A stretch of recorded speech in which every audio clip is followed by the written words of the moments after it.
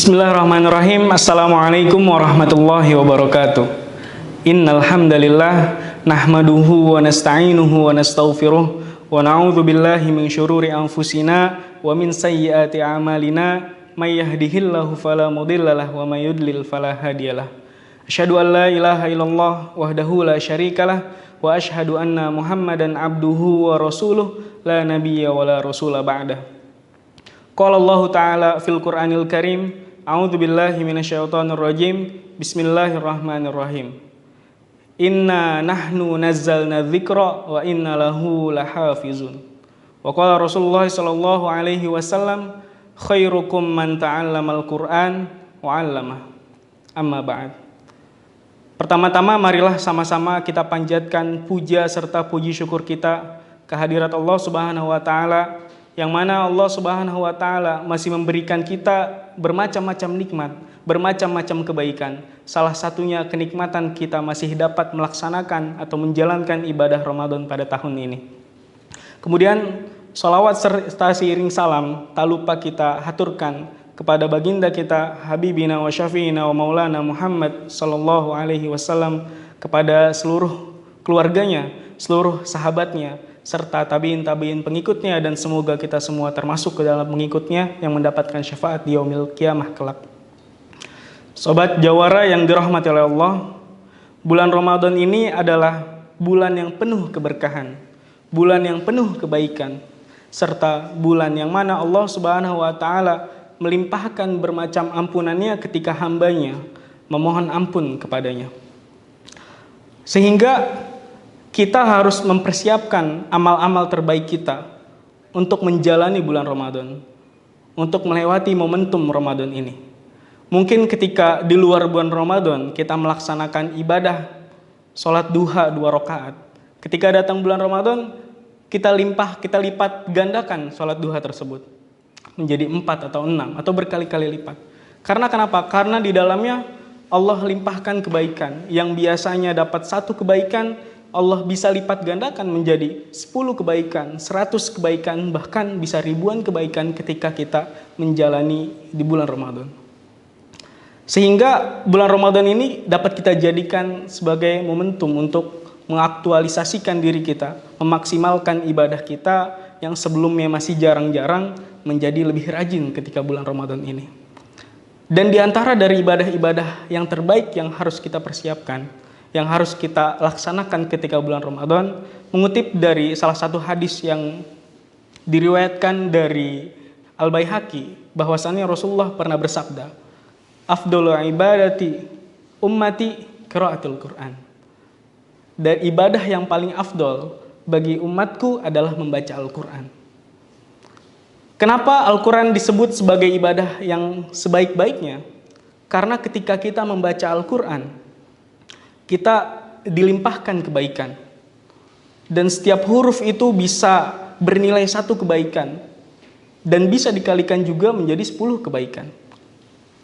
Mengutip dari hadis Rasulullah SAW, man qara'a harfan min kitabillah falahu bihi hasanatun wal hasanatu bihi amsali bi asyri amsalihha.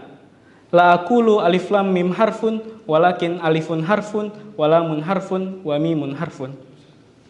Rasulullah bersabda, siapa saja yang membaca 1 daripada kitab Al-Quran, maka dia akan mendapatkan 1 kebaikan. Dan 1 kebaikan dilipat gandakan menjadi 10 kebaikan. Dan aku tidak mengatakan alif 1 huruf, lam 1 huruf. Aku tidak mengatakan alif lam mim 1 huruf, melainkan alif 1 huruf, lam 1 huruf, mim 1 huruf. Artinya apa? Kita bayangkan ketika kita membaca Al-Quran 1 ayat saja, 1 huruf saja bahkan, itu dapat membuahkan kebaikan bagi kita. Kemudian dilipat gandakan menjadi 10 kebaikan. Sementara ketika kita baca alif lam mim, kita dapat dihitung sebagai 30 kebaikan. Karena alif 1 huruf, lam 1 huruf, mim 1 huruf. Bayangkan berapa banyak kebaikan yang kita dapatkan.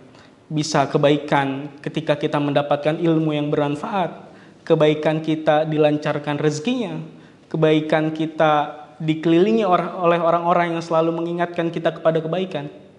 Itu merupakan kebaikan-kebaikan yang Allah limpahkan ketika kita membaca Al-Quran. Apalagi pada momentum bulan Ramadan ini, sudah semestinya kita maksimalkan bulan Ramadan ini dengan amalan terbaik. Salah satunya membaca Al-Quran tadi. Bahkan dikatakan bahwasannya Imam Bukhari ketika datang bulan Ramadan itu dapat menghatamkan Al-Quran sampai 60 kali. Artinya dalam satu hari beliau bisa menghatamkan Al-Quran 2 kali. Sementara pada zaman dahulu sahabat saja ketika hari biasa di luar Ramadan, Ibnu Mas'ud itu menghatamkan Al-Quran 3 hari 1 kali. Bagaimana ketika bulan Ramadan? Pastinya akan lebih banyak lagi menghatamkan Al-Quran. Mengapa para ulama dan para sahabat melipat gandakan bacaan Al-Qurannya ketika masuk bulan Ramadan? Karena salah satunya bulan Ramadan ini merupakan bulan yang dijuluki sebagai Syahril Quran, bulannya Al-Quran, yang mana Allah Subhanahu wa taala menurunkan Al-Quran pada bulan Ramadan. Mengutip dalil dari Al-Baqarah ayat 185. Syahrul Ramadan alladzi unzila fihi al-Qur'an hudal linnas wa bayyinatin minal huda wal furqan. Bulan Ramadan unzila fihi al-Qur'an, di dalamnya diturunkan Al-Qur'an. Hudal linnas sebagai petunjuk bagi manusia. Wa bayyinatin minal huda wal furqan, dan penjelas daripada petunjuk-petunjuk serta pembeda antara yang hak dan yang batil. Itu merupakan salah satu keutamaan kita membaca di bulan Ramadan, membaca Al-Quran di bulan Ramadan, karena Al-Quran diturunkan pada bulan Ramadan. Kemudian ada di Quran surat Al-Qadr ayat 1. Inna anzalnahu fi lailatul qadar. Sesungguhnya aku menurunkan Al-Quran pada malam Lailatul Qadar. Artinya bulan Ramadan ini adalah bulan Al-Quran. Seperti itu. Dan juga ketika zaman Rasulullah, malaikat Jibril itu datang kepada Rasulullah, bulan Ramadan itu dikhususkan untuk mendengarkan hafalan Rasulullah, hafalan Al-Quran, tasmi Al-Quran Rasulullah. Kalau misalnya di bulan-bulan biasanya, malaikat Jibril itu datang untuk menyampaikan wahyu, ketika datang bulan Ramadan, malaikat Jibril datang untuk menyimak hafalan Rasulullah SAW. Maka tidak akan rugi ketika kita dekat dengan Al-Quran. Salah satunya ada nasihat dari ayah saya yang selalu disampaikan kepada saya, bahwasannya ketika kita dekat dengan Al-Quran, maka kita tidak perlu khawatir dunia dan akhirat kita, karena Allah sudah menjamin segalanya. Bahkan dikatakan juga dalam hadis qudsi bahwasannya barang siapa yang disibukkan dengan membaca Al-Quran sehingga tidak sempat berzikir atau memohon atau meminta sesuatu kepada Allah, maka Allah akan memberikan balasan terbaik dari orang-orang yang meminta. Artinya ketika kita disibukkan untuk membaca Al-Quran sehingga tidak sempat untuk berdoa, Allah tetap memberikan kebaikan-kebaikan kepada kita. Apa yang kita inginkan yang Allah tahu akan Allah berikan kepada kita, karena Allah Maha mengetahui.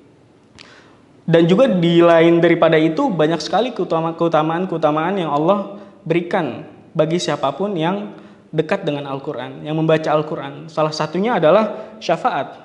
Dalam hadis Rasulullah SAW dikatakan bahwasannya Iqra'ul Quran fa innahu ya'ti yaumul qiyamah syafi'an li ashabi. Bacalah Al-Quran, sesungguhnya Al-Quran itu datang pada hari kiamat sebagai pemberi syafaat bagi para pembacanya. Karena di hari kiamat nanti kita akan sendiri. Tidak ada yang bersamai kita selain daripada amal ibadah dan syafaat dari Al-Quran. Yauma yafirrul mar'u min akhihi. Pada hari itu manusia berlarian daripada saudaranya. Wa ummihi wa abihi, dari orang tua, dari ayah dan ibunya.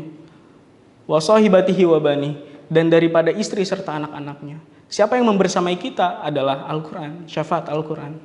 Al-Quran akan datang bagi para pembacanya di hari kiamat nanti, memberikan syafaat. Dan juga selain daripada itu, ada juga keutamaan Al-Quran. Apabila segalanya yang disandingkan dengan Al-Quran itu akan menjadi mulia. Kita contoh ketika bulan yang di dalamnya diturunkan Al-Quran menjadi bulan yang paling mulia di antara bulan-bulan lainnya, itu bulan Ramadan. Kemudian ada kota yang diturunkan di dalamnya Al-Quran, kota Makkatul Mukarramah dan Madinatul Munawwarah, menjadi kota yang paling mulia di antara kota-kota di seluruh dunia. Malam yang di dalamnya diturunkan Al-Quran menjadi malam yang paling mulia bahkan daripada 1000 bulan, malam Lailatul Qadar. Kemudian malaikat yang diamanahkan untuk menyampaikan wahyu Al-Quran menjadi malaikat yang paling mulia di antara malaikat lainnya, malaikat Jibril alaihissalam. Dan Nabi menjadi Nabi yang paling mulia, Rasulullah SAW, karena Rasulullah dibersamai dengan Al-Quran. Maka tidak menjadi hal yang memungkinkan ketika kita dekat dengan Al-Quran, maka kita akan menjadi orang yang mulia di antara orang-orang yang lainnya. Olehnya, marilah kita jadikan Ramadan ini sebagai momentum kita untuk meningkatkan amal ibadah kita, meningkatkan kedekatan kita dengan Al-Quran, meningkatkan segala kebaikan-kebaikan yang akan kita jalani ke depannya. Mungkin sekian dari saya, kurang lebihnya mohon maaf. Wallahu muwaffiq ila aqwamit thoriq. Wassalamualaikum warahmatullahi wabarakatuh.